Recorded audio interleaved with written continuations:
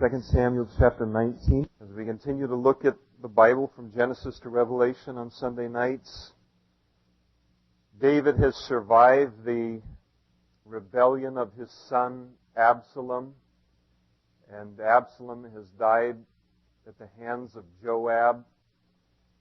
And it's taken the tribe of Judah and some of the tribes of Israel a little while to invite David back to take his place as king over the nation. And just because Absalom had rebelled against him didn't mean that he didn't still have that position by God. And so he comes back and crosses over the river Jordan, returns to Jerusalem, and continues in that call of God upon his life as king. And there we find ourselves in chapter 20, verse 1. There happened to be there a rebel, and literally a man of Belial, a man of the devil. You know, we don't look at rebellion in those terms so much anymore. It's so common around us that we're the proverbial frog being boiled slowly, so that we don't even recognize what is not a virtue and what is not only not a virtue, but what is a danger, not only to an individual, but a danger to a nation. And you can't have a whole nation of rebels, and sometimes you have just one rebel can cause you a lot of problems. And so this man's going to pick a very strategic time to rebel against David. David is returning to his office as king, following the rebellion of his son. Again, it's a work of God. And yet this guy, and this type of guy, chooses his opportunities carefully. He realizes it's not going to be very long before David once again has that position of strength and power and authority again, and he won't have a chance like right now to rebel against David. There's nothing wrong with David. It's something wrong in this man's heart. And so he comes to rebel against David, and his name was Sheba, the son of Bichri, a Benjamite. That was Saul's tribe. And he blew a trumpet and he said, "We have no part in David, nor do we have an inheritance in the son of Jesse. Every man to his tents, O Israel." And so he calls the northern tribes to join him in his rebellion against David. And so every man of Israel deserted David and followed Sheba, the son of Bichri. But the men of Judah, from the Jordan as far as Jerusalem, remained loyal to their king. And so now David has another rebellion on his hands. But it's not a son that's rebelling against him. He's thinking a little more clearly this time. He recognizes the danger a little more quickly, and he's going to use his authority a little more swiftly. This rebellion he's not going to give any room to.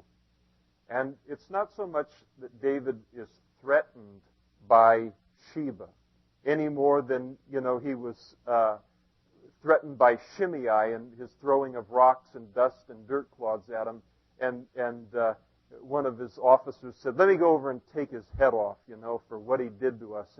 And David said, "Listen, don't I know that I'm the king? I mean, I don't have to get into some kind of a session here where people can affirm me in my position. I know I'm the king. I don't need to take people's heads off to feel good about the fact that I can be king and exercise my authority." But he's going to come down really heavy on this guy because he doesn't want another 20,000 young men of Israel to be caught in another crossfire of a man's pride and a man's bitterness. This guy's operating under the same influences of Ahithophel and Absalom. He's bitter against David. He's proud. He's rebellious. He's self-seeking. And David says, "I'm not going to see another 20,000 young men of Israel dead on a battlefield because one guy wants to, take me on in a barroom brawl." And so he just, where'd that come from? But anyway, so David came to his house at Jerusalem, and the king took the 10 women who had been left behind and Absalom had lain with, his concubines who he had left to keep the house, and he put them in seclusion, supported them the rest of their lives, but he didn't go into them and a physical relationship. And they were shut up to the day of their death, not like put in a closet or anything. They just were not in the middle of things, living in widowhood. So he supported them, but they had been shamed, and so he supported them to their death, no fault of their own. And then the king said to Amasa, "Assemble the men of Judah for me within 3 days and be present here yourself." You remember now, Amasa had become the general over the armies of David, and David had said, "Listen, let's be united together, and Amasa, I'll give you the position of general over the armies, and relieve Joab of that position and give that position to you." So Amasa is, his 5-star general. He's the commander-in-chief, really, related to the armies. And he tells them, "Gather the men of Judah for battle here within 3 days and be present here yourself." And so Amasa went to assemble the men of Judah, but he delayed longer than the set time, the 3 days which David had appointed him. Now, David had told him to take 3 days to gather this army, and there was a reason for it. This was a big danger. This was a danger to the nation. And every hour that went by meant the possibility of more innocent bloodshed. So he told this guy, "I need you here in 3 days with the army. Be there." And this guy snoozes. He's not going to be there. Ever seen that license plate that says, "Always late but worth the wait"? Well, Amasa should have got one for his chariot, but because David didn't think he was worth the wait.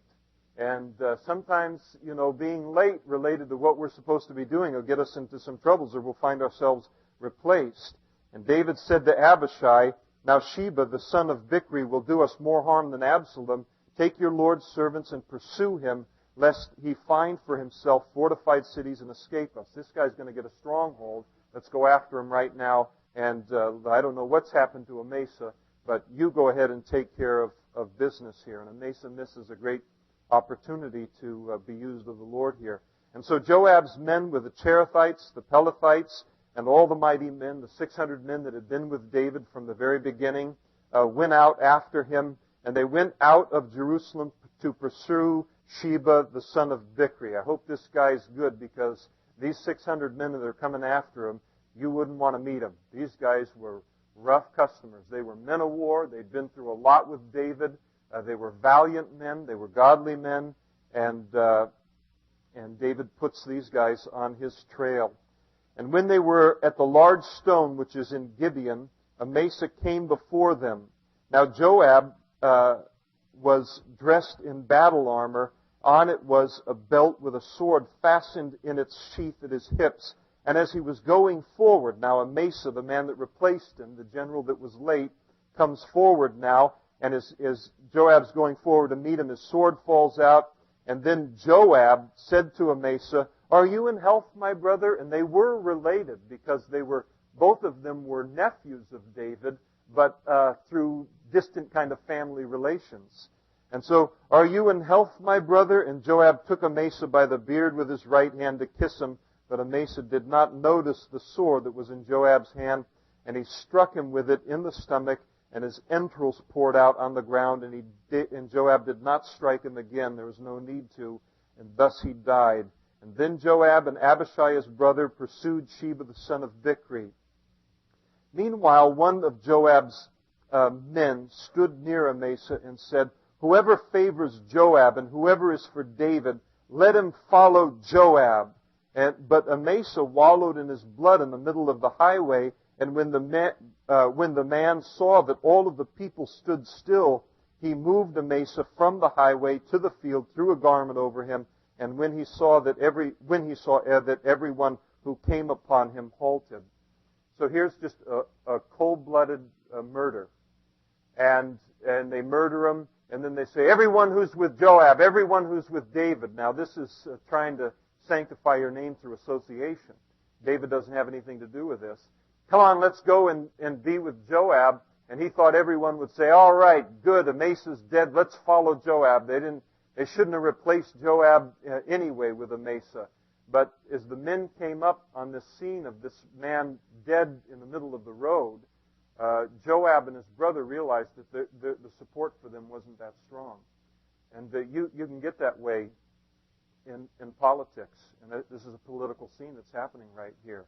And they just assume that everyone's going to run to their side.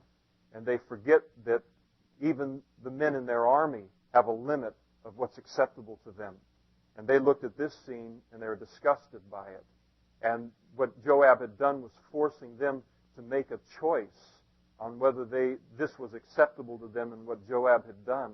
And they're clearly appalled by it, even these men of war. And so the whole progression comes to a stop. And so they take the body and they throw it off to the side and throw a garment over it. And none of this is right. This is just an account. And this is not what God wants to have happen, but it's an account of what did happen. And when he was removed from the highway, all of the people went on after Joab to pursue Sheba, the son of Bichri. So here's these 600 men. They know war. They know what's fair as it relates to war. They know what's necessary as it relates to war. But this was not a part of their deal. They weren't into this. And he went through all of the tribes of Israel, Joab did, to Abel and Beth-Makkah, and to all the Berites. And so they were gathered together and also went after Sheba. So they're gathering now quite an army to follow after Sheba. Sheba has, they assume, is gathering quite an army to himself as it relates to the northern kingdoms of tribes of Israel. And then they came and they besieged him in Abel of Beth-Makkah. And they cast up a siege mound against the city and stood by the rampart. And all the people who were with Joab battered the wall to throw it down. And here are these soldiers, and all they know is fighting. And this guy goes into this city, and he closes up the wall behind him, and now these soldiers are going to break down the wall of the city and destroy the city to get to one man. And a wise woman's going to come out and going to ask them what in the world they're doing here. Because it doesn't make any sense. Sometimes we have to be careful. We go into automatic pilot on some of our tendencies, and that's what they do as a soldier here. They're just going to go in and say, oh, this always gets taken care of with brute force. Let's just destroy the thing and shred everyone and find our guy and then go home. But that's not what ought to happen here. That's not what needs to happen at all. And far better to deal with it a little more delicately, as we're going to see. You know, Sheba is a coward. All he's done is he's gone into a city, and he's going to make the people of that city a human shield for him. Just like the terrorists today. They're just cowards. It's very frustrating to deal with them. And yet it's a methodology, a method of warfare that's very effective, and very effective for the powerless. So that's why it's used. It's very effective. But it's very cowardly to put men, innocent men, women, and children in between you and your enemy, because you won't face your enemy man to man. And that's part of the frustration of so much of the terrorism that goes on today. They're just cowards, the way that they do these things. Well, it's as old as man's history. And that's what this guy is doing. He's putting human shields between him and the force that he knows is coming against him. And then there was a wise woman. Oh, you know, praise the Lord for a city that has one wise woman in it. And this city's going to be thankful for a wise woman. And there's more than just her there, as we're going to see. And then a wise woman cried out from the city. And she said, "Hear, hear." That's just a bit of an English background, isn't it? "Please say to Joab, come nearby that I may speak to you." In other words, time out. Can we talk about this? Do you have to destroy the whole city? I mean, can we talk about this? That's what she wants to do. She just wants to talk about what's going on to Joab. When Joab had come near to her, the woman said, "Are you Joab?" And he answered, "I am." And then she said to him, "Hear the words of your maidservant." And he answered, "I am listening." And then she spoke, saying, "They used to talk in former times." There's a funny thing we used to do at times like this in the past. I know it's kooky, I know it's crazy, but we used to talk these kinds of things through before. We didn't just destroy cities without talking about it. We didn't just destroy innocent lives without talking about what was going on. They used to talk in former times. It was a novel idea, saying, they shall surely ask counsel at Abel. And so apparently this very city that they're in, it was known for coming together to talk and to receive counsel. And so, and I love that word so, and what does it refer to? Talking. By talking, they would end disputes. There's an idea for you. That's a great idea.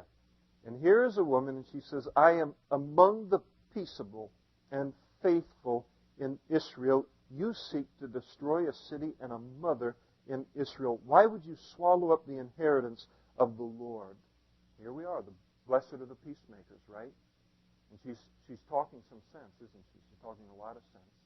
She's going to save this whole city from being destroyed and innocent blood being on the hand of these men. How many of us here tonight, and don't shout out, but just as we allow the lesson of the passage to search our hearts, how many of us could be in this room tonight and tomorrow you are armed for war, or later tonight, and whether it be a marriage or whether it be a business, whether it be a relationship, whatever it might be, and you are ready to go to war related to that, and you haven't even talked it over with the person, haven't even talked about it. So important that before a war develops, to make sure that if it doesn't need to happen, that it doesn't happen. And the importance of just communicating. And you can look at the relationships that we have in our lives, maybe a marriage relationship tonight, and you can look and you're about to go to war on one another, and you look and you say, you know, there was a day where we used to talk about this kind of stuff. We didn't used to handle things this way. And let's go back to that day and let's talk about things. Let's talk about what's going on here. Let's talk about what the problem is. And sometimes the problem is entirely different from what we think it is. And sometimes the solution is very easy once everybody puts their AK-47s down, or puts down their bazookas, or puts down their slingshots, or whatever it might be. And so Joab said, far be it from me from me that I should swallow up or destroy.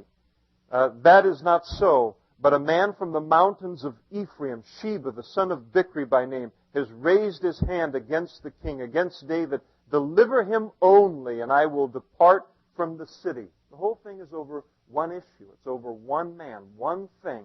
If that can get solved, then there's no need for a huge war to occur. And so deliver him, and I'll depart from the city. And the woman said to Joab, watch. His head will be thrown to you over the wall. She goes in. All illustrations break down somewhere, so you've got to be careful here. So she goes in. What does she do? She holds a special election. She goes in her wisdom, went to all of the people, and they counted the ballots and said, listen, do you want to die and your children for this rebel, or should we just take his head off and throw it over the wall? There's a landslide. And so they cut off the head of Sheba, the son of Bichri, threw it over the wall out to Joab. Thump, thump, I mean, you just see it. I can. And then he blew a trumpet, and they withdrew from the city, every man to his tent. And so Joab returned to the king at Jerusalem. And so that was who they had come out to get, and that's the head that they got. And so a wise woman that said, let's talk about it, kept something from becoming far bigger than it needed to be. Communication is very, very important. And Joab was over all of the army of Israel. This is David's cabinet. He was the commander-in-chief. This man was over the Cherethites and the Pelethites. Adoram was in charge of the revenue, so they did have the tax collectors even back then. Jehoshaphat was the recorder. Sheba was the scribe. Zadok and Abiathar were the priests. And Ira was a chief minister under David. Now, there was a famine in the days of David for 3 years, year after year. In other words, 1 year after another. And David inquired of the Lord. So, you know, the Lord, there's a problem that the Lord has with the children of Israel. at this particular point in time, he wants to get their attention, and so he sends famine. And they didn't understand that the famine was of the Lord the first year or the second year, but they picked it up the third year. Sometimes it takes about that long, doesn't it, for there to be an understanding that, hey, maybe God is in this famine and we ought to seek His face related to what's happening. And God was in this famine, and God was trying to get the attention of His people through the famine. But it took 3 years, but He's finally inquired of. David inquires of the Lord, and the Lord answered and said, the famine is because of Saul and his bloodthirsty house, because he killed the Gibeonites. And so the king called the Gibeonites and spoke to them. Now the Gibeonites are not of the children of Israel, but of the remnant of the Amorites, and the children of Israel had sworn protection to them, but Saul had sought to kill them in his zeal for the children of Israel and Judah. The Gibeonites, you may remember, were the tribe or the group of people that had deceived Joshua and the children of Israel when they came into the land. They knew they were the next group of people to be conquered by the children of Israel, and so they brought their bread with mold on it and their sandals with holes in it, and they said the bread was fresh out of the oven when we left, and our shoes were brand new, and look how old they are. We come from a far land. And they had deceived and made the children of Israel and had entered into a covenant with them. And the covenant was that the children of Israel would not destroy the Gibeonites. And Saul, that had always been honored by the children of Israel towards the Gibeonites. They had stuck with their word. And when Saul became king, and we have no record of it in Scripture, he attempts to utterly destroy the Gibeonites. Somewhere along the line, he attempted to annihilate them. And we don't know any more than what his motive was there. At the end of verse 2, he had sought to kill them in his zeal for the children of Israel and Judah. And God is upset over the shedding of innocent blood in His nation and among people. And again, this is a time just to stop for a moment and allow my heart to be impacted by the Word of God. Because we're so used to bloodshed. There's blood everywhere. There's blood in the newspaper. There's blood on the news. There's innocent blood being shed in every city in the United States. And we forget that God brought judgment on entire nations for the killing of one innocent man or one innocent woman. It's a heavy thing for an individual life to head into eternity. It's always a heavy thing when they have lived out their 70 and head into eternity by a natural means. There's nothing heavier than heading into eternity. And God knows that. And it's a terrible thing for a nation to be known for the shedding of innocent blood. And He holds a nation responsible for it. I hate to think about what is built up as it relates to our nation, the stench that it is in God's nostrils, simply because of the death of innocent people, the amount of bloodshed that occurs within our nation. But the Lord was upset about it, and He was going to deal with it. And it had happened years earlier, but He was still upset with it, and He wanted to make sure that this zeal of Saul in an attempt to kill the Gibeonites was addressed. Why would Saul do this? Doesn't make any sense. I mean, it doesn't make any sense if you think about it outwardly. And yet here we're told that he did it for the zeal, in his zeal for the children of Israel and Judah.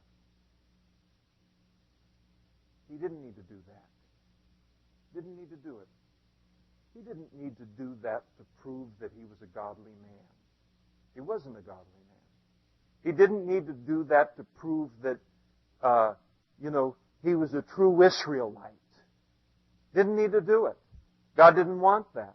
God had not put him in a position of authority in order that he would destroy people who were different from him.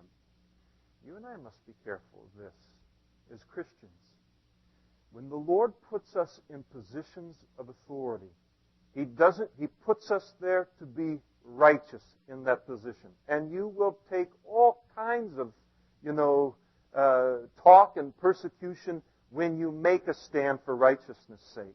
but it is never to slaughter someone in the name of the Lord, however that slaughter might take place. And so here's a man who abuses his power, and in doing so, he misrepresents the Lord. Sometimes you see Christians who somehow feel compelled to do extraordinary things, and I mean extraordinary in a bad way, in order to prove that they're a real Christian. And, to get their stripes. And you look at it sometimes and you look right below the surface and you go, is there a zeal for the Lord in that? Does the Lord have anything to do with that? Or is that a zeal or a pressure that person feels related to the people of God but has no origin in God? You have to be careful of that. You have to be careful of that kind of a thing. And so he enters in and attempts to destroy these people. And therefore David said to the Gibeonites, verse 3, "What shall I do for you? And with what shall I make atonement," or literally cover up for this sin that's been sinned against you, "that you may bless the inheritance of the Lord?" And here's something that a Saul can never understand and didn't understand. David understood it, and that is, what can we do that will allow you to bless the inheritance of the Lord? What can we do that will cause you to, from this point forward, look at God's people and see them not as an enemy, but see them as a blessing? And David understood that the misrepresentation by Saul had a consequence, and it caused an entire group of people to look at God's people as the enemy rather than as a blessing. And that's what David wanted to have restored, and that's what God wanted to have restored.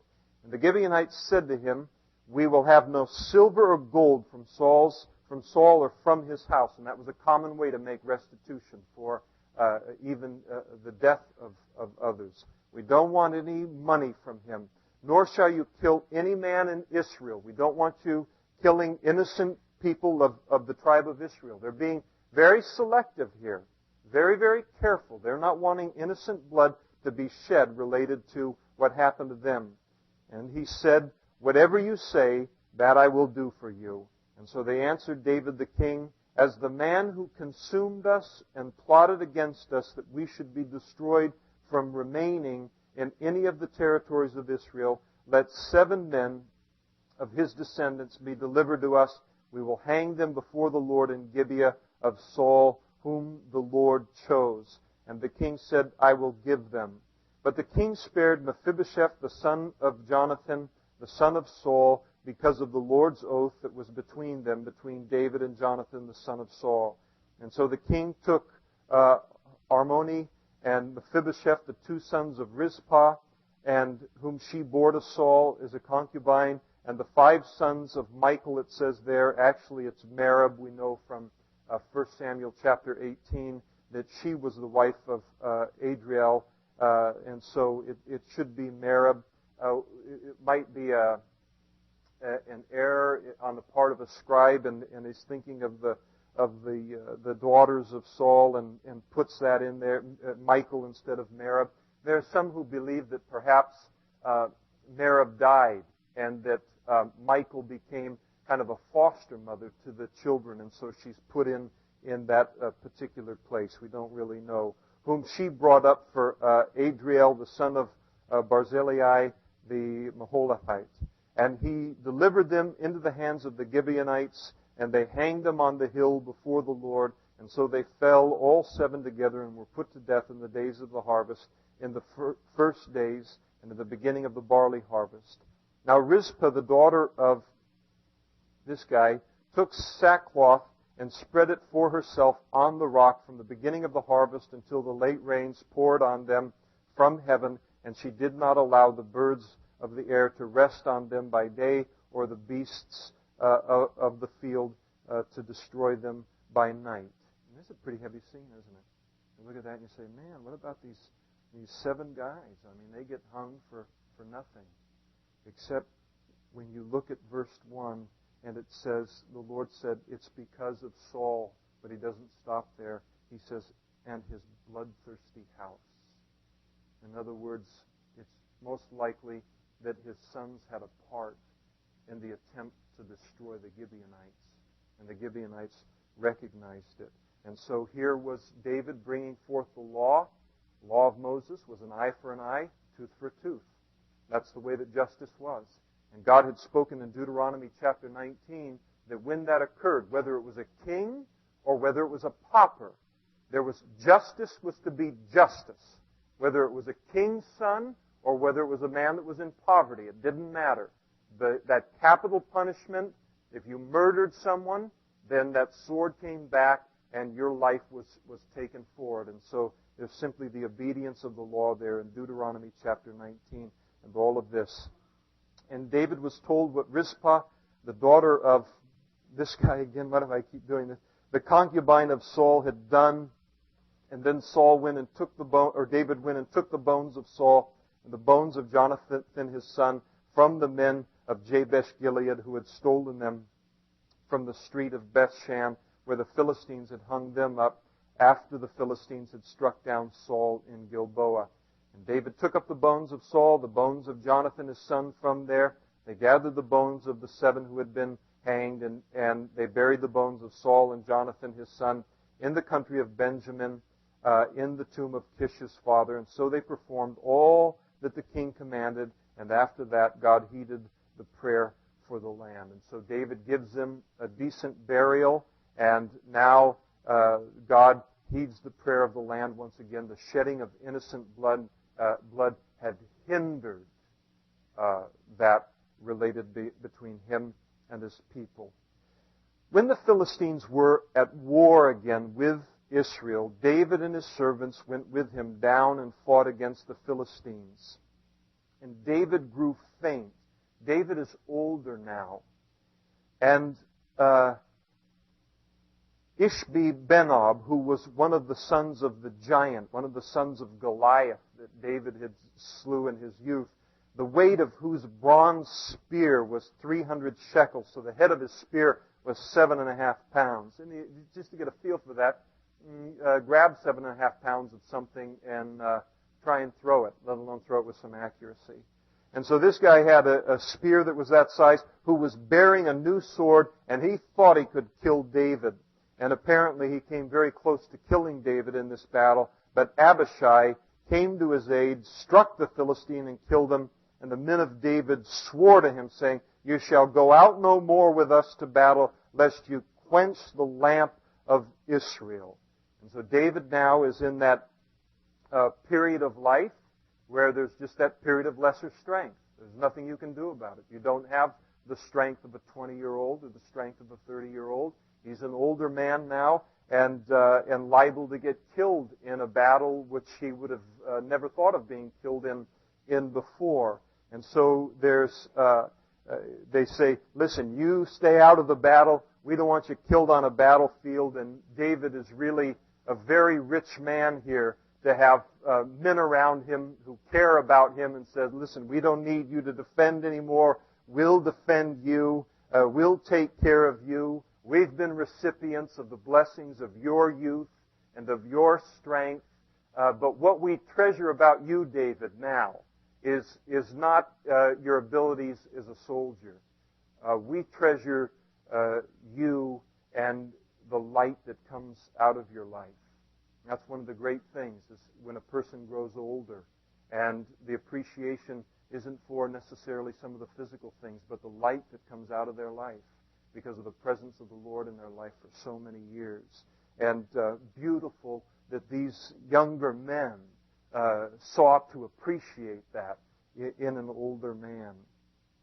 Now it happened afterwards that there was such a battle with the Philistines at Gob, and then this guy killed Saph, who was one of the sons of the giant. So another son of Goliath was killed. And again there was a battle in Gob with the Philistines where Elhanan killed the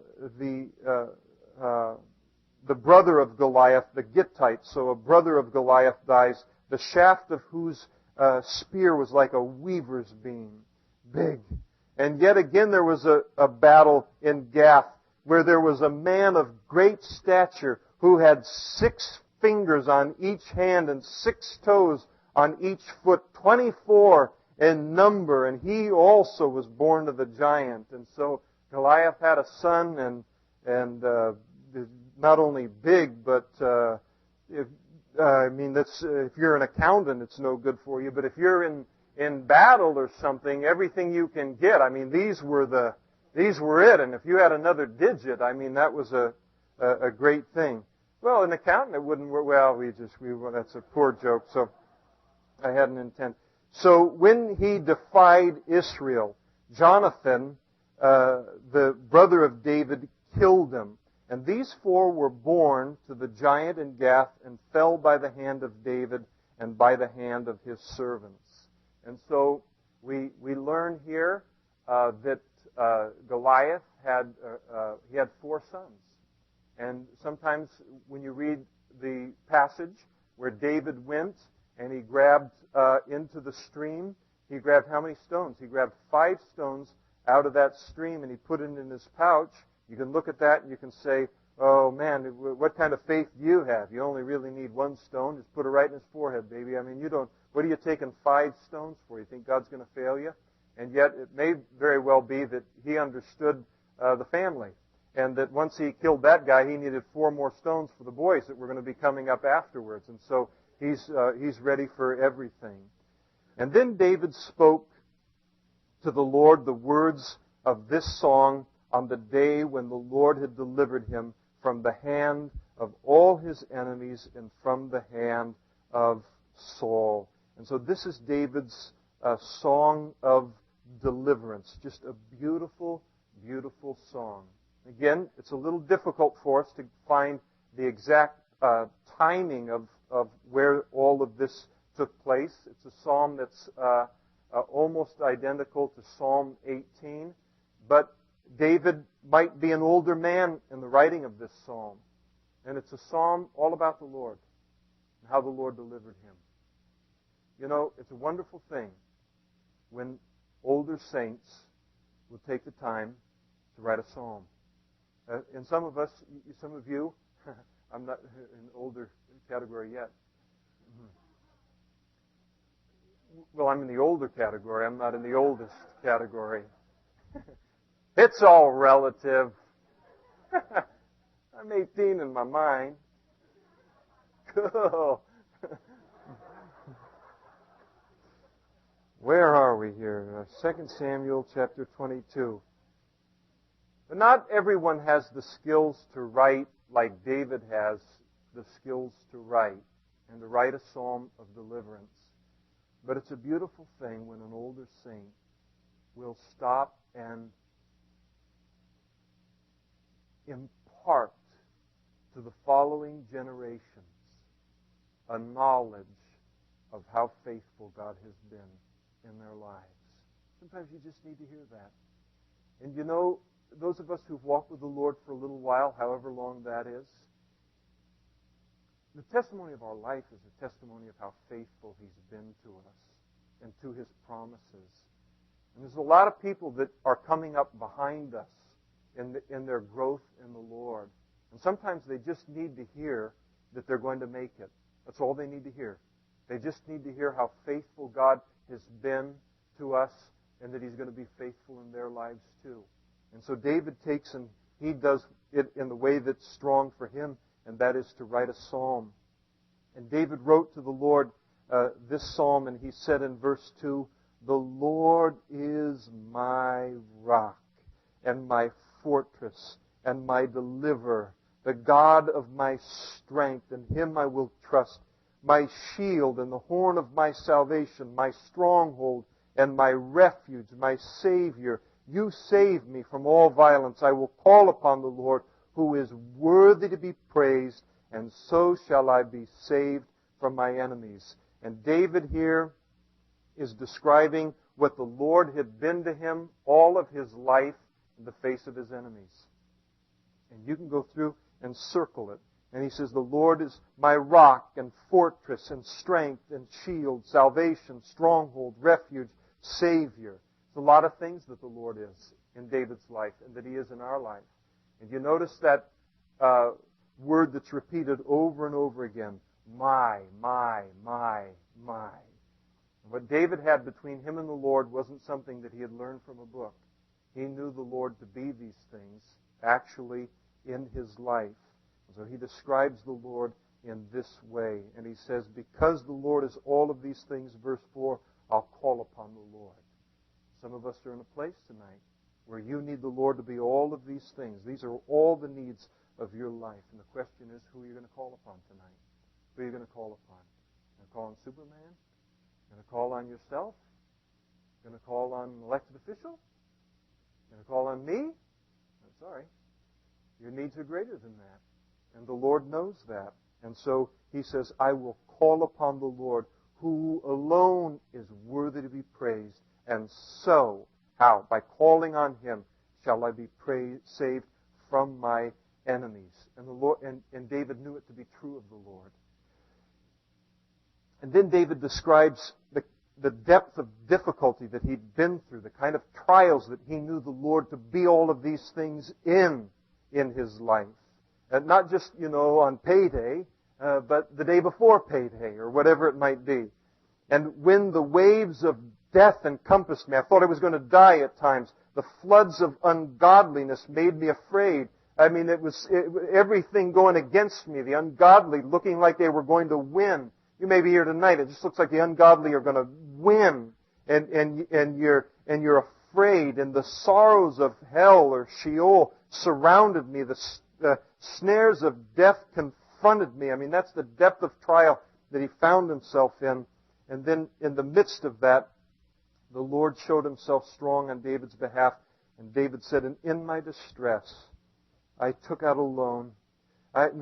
In my distress, I called upon the Lord, and I cried to my God, and he heard my voice from his temple, and my cry entered into his ears." And then the earth shook and trembled. I mean, whatever God has to do, he'll do it. And the foundations of the earth moved and shook because he was angry. Smoke went up from his nostrils, and devouring fire from his mouth.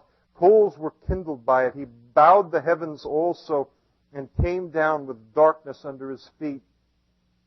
He rode upon a cherub and flew, and he was seen upon the wings of the wind. And he made darkness canopies around him, dark waters and thick clouds of the skies. From the brightness before him, coals of the fire were kindled. The Lord thundered from heaven, and the Most High uttered his voice, and he sent out arrows and scattered them, lightning bolts, and he vanquished them. Then the channels of the sea were seen. The foundations of the world were uncovered at the rebuke of the Lord, at the blast of the breath of his nostrils. And he sent from above. He took me. He drew me out of many waters. He delivered me from my strong enemy, from those who hated me, for they were too strong for me. And they confronted me in the day of my calamity. But the Lord was my support. And he also brought me out into a broad place, and he delivered me because he delighted in me. That was the heart of God towards David. And that's the heart of God towards us in the Lord. So we're accepted in the beloved, accepted in Jesus. And then David says the reason that the Lord rewarded him was, the Lord rewarded me according to my righteousness. We don't want the Lord rewarding us according to our righteousness. We're under a different covenant. And David was just saying, basically, that he obeyed the Lord. And he obeyed the Lord's word. And the Lord honored that. According to the cleanness of my hands, he has recompensed me. For I have kept the ways of the Lord, and have not wickedly departed from my God. For all his judgments were before me. And as for his statutes, I did not depart from them. I was also blameless before him, and I kept myself from iniquity. So we see different ways that he's talking about obedience. And therefore the Lord has recompensed me according to my righteousness, according to my cleanness in his eyes. With the merciful you will show yourself merciful. With the blameless man you will show yourself blameless. With the pure you will show yourself pure. And with the devious you will show yourself shrewd. You will save the humble people, but your eyes are on the haughty, that you may bring them down. And then here's David's confidence in the Lord, knowing that the Lord had done all of this. He said, "For you are my lamp, O Lord. The Lord shall enlighten my darkness. For by you I can run against a troop. By my God I can leap over a wall. As for God, His way is perfect. Just takes a little time for that to be manifest. Here He is. He's just letting us know. Just want you to know. Didn't look perfect for a while. Looked a little scary for a while. And now He just wants you to know His way is perfect. The word of the Lord is proven. He is a shield to all who trust in Him. For who is God except the Lord? And who is a rock except our God? He's the only rock I see on anywhere on planet Earth. You see any rocks other than Him? The Japanese stock exchange? Yeah. You invest pretty heavily in that, did you? And found that to be a pretty slippery rock, wasn't it? You know, or whatever it might be. No, there's no rock other than the Lord. And God is my strength and power, and He makes my way perfect. Feet like the feet of deer, and He sets me on high places, sure footing. And He teaches my hands to make war so that my arms can bend a bow of bronze. And you have also given me the shield of your salvation and your gentleness, and your gentleness has made me great. You enlarged my path under me, so my feet did not slip. I have pursued my enemies and destroyed them. Neither did I turn back again till they were destroyed. And I have destroyed them and wounded them so that they could not rise. They have fallen under my feet, for you have armed me with strength for the battle, and you have subdued under me those who rose against me. You have also given me the necks of my enemies, so that I destroyed those who hated me. They looked, but there was none to save, even to the Lord, but He did not answer them. And then I beat them as fine as the dust of the earth, and I trod them like dirt in the streets, and I spread them out. Now David was a man of war, and he was in a lot of wars. And we look at this and we say, gosh, is this justification for me to, buy a Russian surplus tank of some kind and take the law into my own hands? No, David was involved in a lot of different wars. And this isn't, the covenant that we're under here. The Lord had raised him up for that purpose. But what David is describing here, some people could be repulsed by it, but the wars that he was involved in, those were real wars. It wasn't footage of a war. It wasn't putting little plastic men up in the backyard and throwing dirt clods at him. He was in the middle of a war where people were trying to kill him, and his enemies were trying to kill him. And they were trying to kill and put out the lamp of the Lord in his life, and trying to bring an end to the things of the Lord for the nation of Israel. So God was very much involved in this, and David was fighting wars for the Lord, and so God had given him the victory. And you have also delivered me from the strivings of my people. You have kept me as the head of the nations. A people whom I have not known shall serve me. The foreigners submit to me. As soon as they hear, they obey me and come frightened from their hideouts. The Lord lives. Blessed be my rock. Let God be exalted, the rock of my salvation. It is God who avenges me, who subdues the people under me, who delivers me from my enemies. You also lift me above those who rise against me. You have delivered me from the violent man. Therefore I will give thanks to you, O Lord, among the Gentiles, and sing praises to your name. He is the tower of salvation to his king, and shows mercy to his anointed, to David and his descendants forevermore. Chapter 23, David's last words. And these now are the last words of David. Thus says David, the son of Jesse. And David now is just reflecting on how gracious God was to call him. Thus says the man, speaking of himself, raised up on high. He's thanking God for God's call upon his life. The anointed of the God of Jacob. He's thanking God for the fact that God not only called him, but anointed him for that calling. And the sweet psalmist of Israel. To the very end of David's life, the thing that he was the most thankful for to God was not the crown that God had given to him, but the harp that had been given to him. He was thankful for his relationship. That's what he was thankful for. The crown could have been taken away any time, and I think he would have been happy to go back to a field tending sheep and singing songs to the Lord. That was what he was all about his whole life. That was what was in the innermost part of David. And so David was thankful for that. And he said, the Spirit of the Lord spoke by me, and His word was on my tongue. The God of Israel said, the Rock of Israel spoke to me, and He who rules over men must be just, ruling in the fear of God. And so David lays out, related to his own life, and he failed in some of that. He's going to mention that in just another sentence. But these are the characteristics of a leader, and the kind of leader that the Lord is wanting. One who's called, who's raised up, one who's anointed, one who's a listener to God, one who's humble enough to listen to God, one who's a speaker of God's word, as he says there in verse 2. The word of God was on my tongue. He needs to be just in verse 3. He needs to be a man who does what's right no matter what. And the only way he's going to do that is, as we're told at the end of verse 3, he needs to be ruling in the fear of the Lord. And so 6 beautiful characteristics of a godly leader. And David said concerning this kind of a leader, the fruit of it, the kind of the blessing that it'll be to God's people, and will be like this: he shall be like the light of the morning when the sun rises. Isn't that beautiful? That light of the morning when the sun rises. Now, for those of you who are musicians, you got to get a commentary to have that explained to you. You don't know anything about that, and so. But just something beautiful about that time of the day. I mean, just fresh and beautiful, full of promise and full of hope there.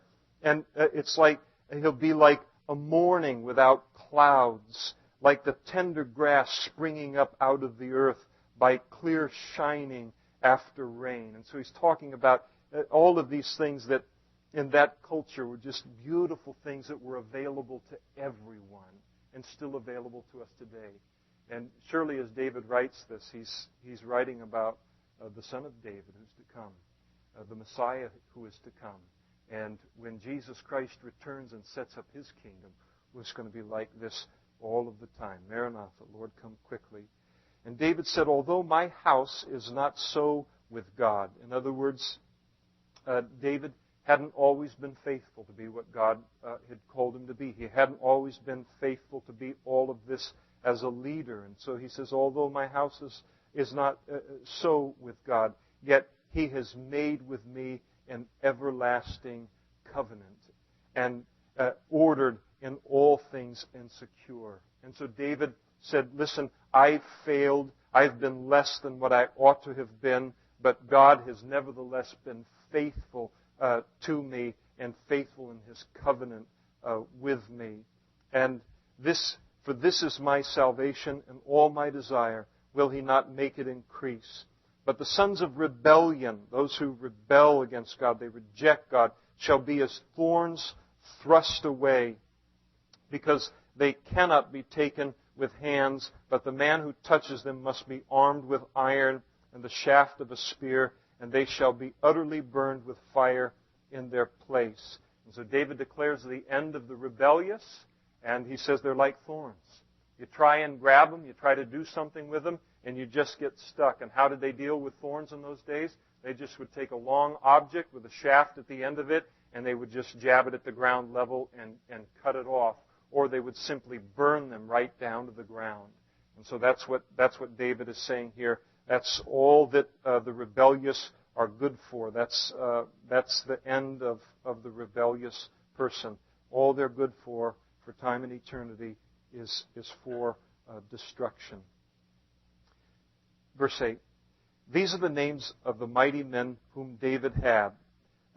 This guy right here, and he was also called Adino, the Esnite, because he had killed 800 men at one time. These guys that hung with David, there's 600 of them. And this guy, he had his top 3. Joab isn't mentioned. We don't know if it's because David just, dropped him because of what he was, or maybe it was just they didn't include Joab because it was obvious he was the commander-in-chief and he was over all of them, but under David.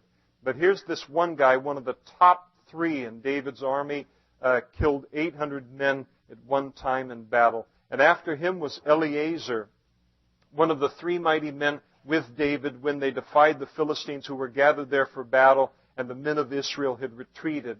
And so it's unusual. We don't really read too much about their retreat, but here is a real tough battle situation. And he arose and he attacked the Philistines until his hand was weary and his hand stuck to the sword. I mean, it's tired when it does that. You got to peel it off.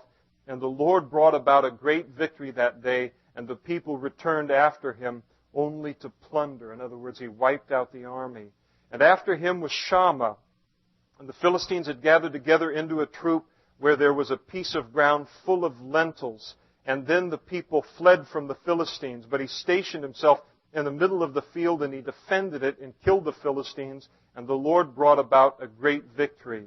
And then 3 of the 30 chief men went down at harvest time and came to David at the cave of Adullam, and the troop of Philistines encamped in the valley of Rephaim. And David was then in the stronghold, and the garrison of the Philistines was then in Bethlehem. And David said with longing, "Oh, that someone would give me a drink of water from the well of Bethlehem, which is by the gate." David was raised in Bethlehem. Here he's in the middle of the battle. The Philistines are holding on to Bethlehem, and he goes, "Oh man, I'd give anything to have a drink of water from the well there in Bethlehem." Has no idea that these guys are going to go and get it for him.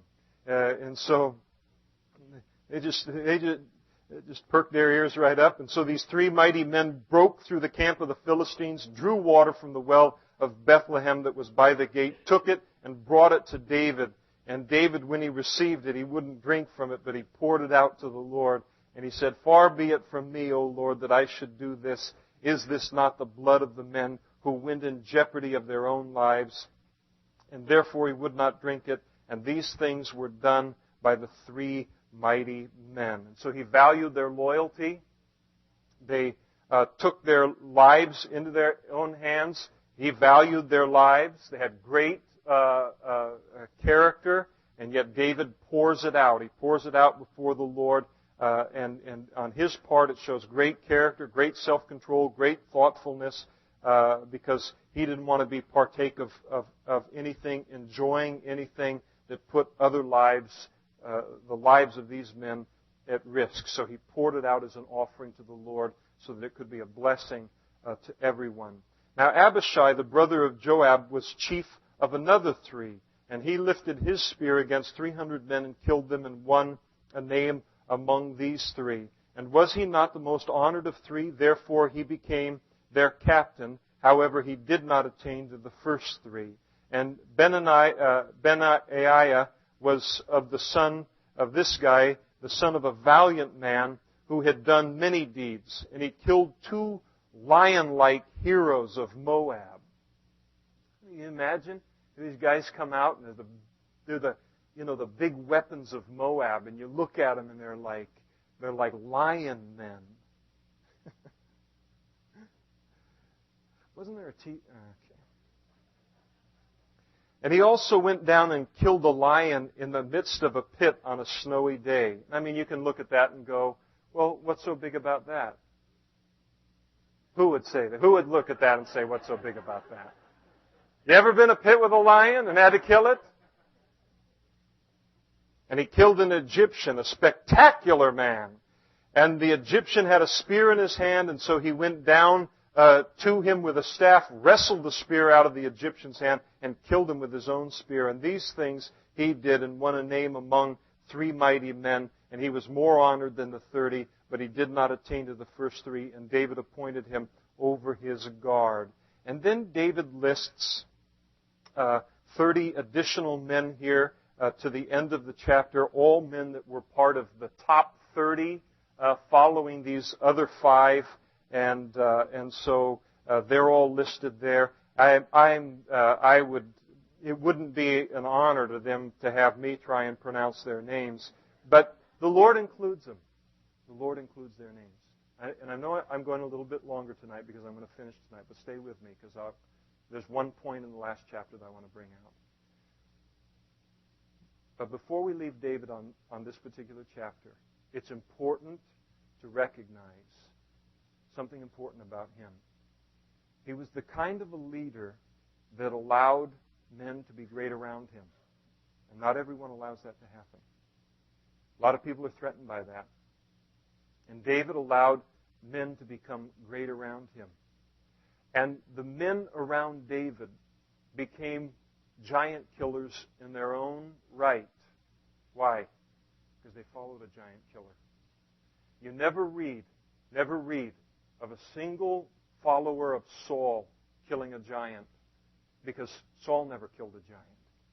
And it speaks to us, all of us, in our positions of leadership, whether it be at work or in our neighborhood or in our home, that people around us are watching us, and our lives have an influence upon their lives. And so let's be men and women of valor, men and women of faith. These guys that are listed here, these 37 guys that are listed, at one time they were described as a group of men that were in debt, they were in danger, and they were discouraged. And yet by the time God got done with them, they were among the mightiest men in the history of God's people. Don't put any limit on God as it relates to what His call is on your life. Don't do it. Don't do it. You don't know what the Lord is going to do in your life and through your life. And so these men couldn't have believed, perhaps at one time in their life, that they were going to end up in the position that they were, and yet God was faithful to bring them there. Chapter 24. And again the anger of the Lord was aroused against Israel, and He moved David against them, saying, Go number Israel and Judah. And so the Lord moves David to number Israel and to number Judah, and He moves him to do so because of His anger against Israel. Now we're told in 1 Chronicles chapter 21, verse 1, that it was Satan who moved or tempted David to go out and number the children of Israel, where we're told, now Satan stood up against Israel and moved David to number Israel. It appears, as you put both of the verses together, that God wants to do two things. Number one, He wants to bring judgment on those men who had joined Absalom in his rebellion against David. And number two, He wants to deal with an issue of pride in David's life. And so He's going to kill two birds with one stone by simply letting Satan tempt David in an area that God knew David was harboring in his heart. And what David was harboring in his heart at this point in time was pride. David is a very old man at this point. There are temptations associated with every period in life, every phase in life. I remember one man who had spoken to Alan Redpath, and Alan Redpath was, I think, 78 years old at the time. They said, does it get any easier, 78? It was a young guy that asked him concerning temptation. And Alan Redpath knew that the young guy was probably talking about the physical end of things. He said, some things get easier, 78, some temptations, but they're just replaced with other temptations. And one of the temptations of age, one of the temptations of experience, one of the temptations that we face in the blessing of the Lord is later in life to trust in His blessings or trust in something else other than Him. And David's heart has shifted here, and now he wants to gauge his strength as a king and the strength of the nation of Israel based upon how many soldiers they have. He's going to number the number of men who are above a certain age that can be in the military and assume that they are strong because of that number, rather than why they are truly strong, and that is the same reason they had always been strong, and that is because of the presence of the Lord in their life. So we look tonight. We're in that place in life where the Lord has blessed us. One time we knew that He was our strength. He was why we were strong. And now we start to count. We don't count people. We count T-bills. We count other things. And we assume that to be our strength. And that's what we pore over. And that's what we fret over. And that's what we look at. And that's what we assume our strength to be directly proportional to. And it's all pride. And there's a humbling that comes in that, because the Lord isn't getting the honor and the glory that's due His name. We are secure for one reason alone, because He's God. Because He's God.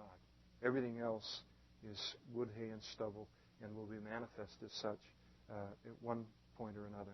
And so the anger of the Lord was aroused. Go and number Israel and Judah. And so the king said to Joab, the commander of the army who was with him, go now throughout all of the tribes of Israel from Dan to Beersheba and count the people, that I may know the number of the people. And Joab, he thought this was kooky. He said to the king, now may the Lord your God add to the people 100-fold more than they are now, and may the eyes of my lord the king see it. But why does my lord the king desire this thing? In other words, he's saying, David, numbers don't mean anything. They've never meant anything. Every battle we've been in, we've been outnumbered. Why are numbers a big deal to you now? Oh, boy. And again, we could take it right into our youth. You remember a time in your life, sometimes you're a little bit older, maybe you're still in that place right now. It's easy for you to stay dependent. But you know, it's funny how you can begin. You don't have 2 quarters to rub together. That's all you got is the Lord to trust in. He's the only one you can trust in. And all of a sudden, you know, all these other things come in, and the Lord gets moved out. And yet, we can be as confident in Him at the end of our lives as at the beginning, because He's the same at the end of our lives as He was at the beginning. So we tend to move from those things and try to replace Him.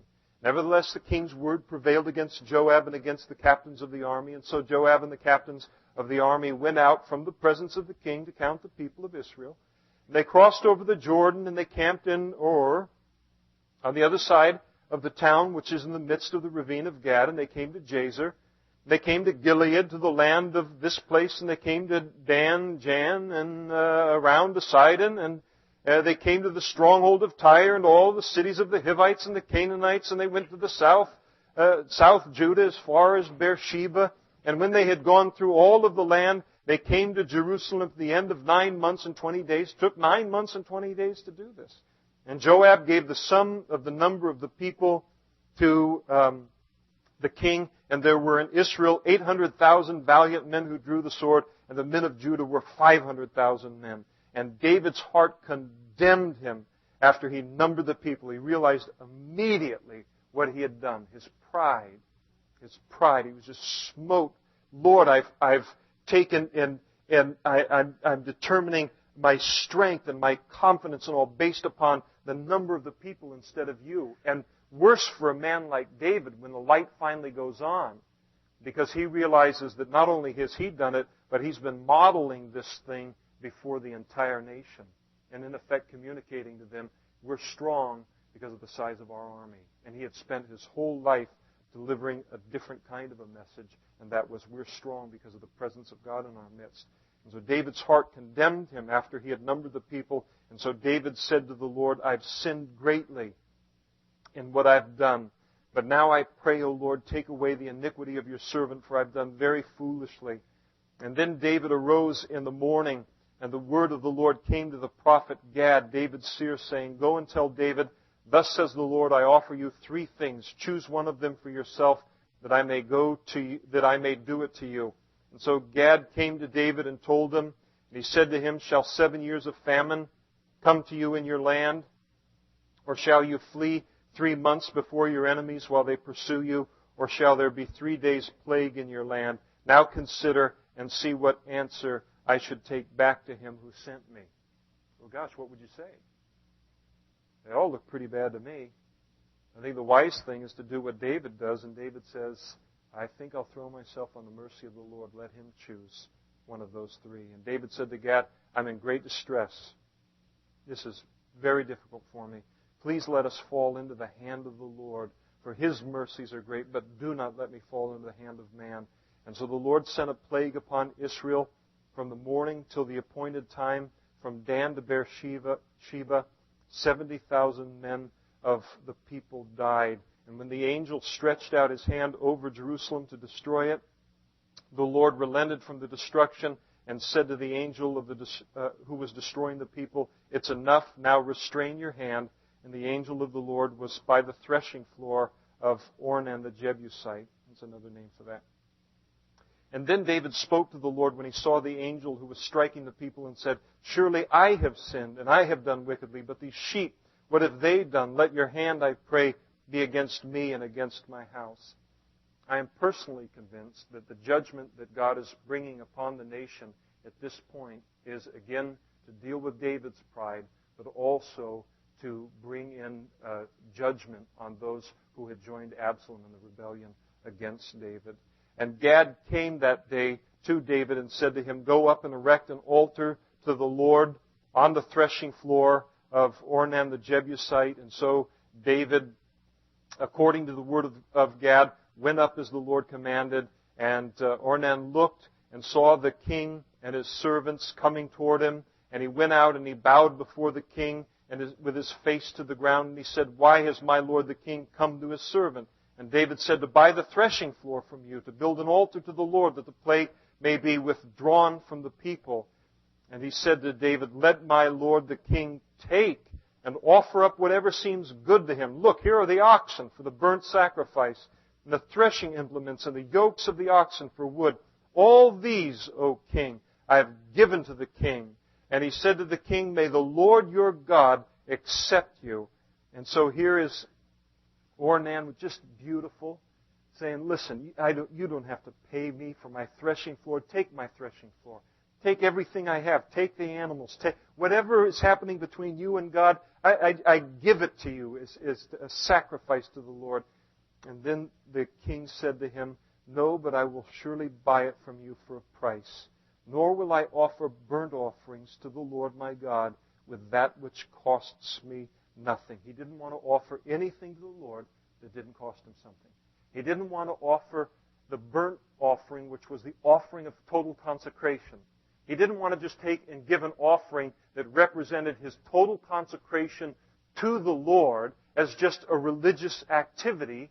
He wanted to represent the fact that he was truly and completely consecrated to the Lord. And how did he want to do that? By giving an offering or a sacrifice that cost him something. Salvation is free, but discipleship is going to cost us something. And it's going to cost us continually. I mean, we never outgive God, but there's always going to be that place where the Lord will take and work in our lives, and He will ask for us to give that which costs us something. David didn't want to give something that didn't cost him anything. And so we need to be careful that we don't just worship the Lord and follow Him as long as it doesn't cost me something. It's going to cost us something at times. And so David bought the threshing floor and the oxen for 50 shekels of silver, and David built there an altar to the Lord and offered burnt offerings and peace offerings. And so the Lord heeded the prayers for the land, and the plague was withdrawn from Israel.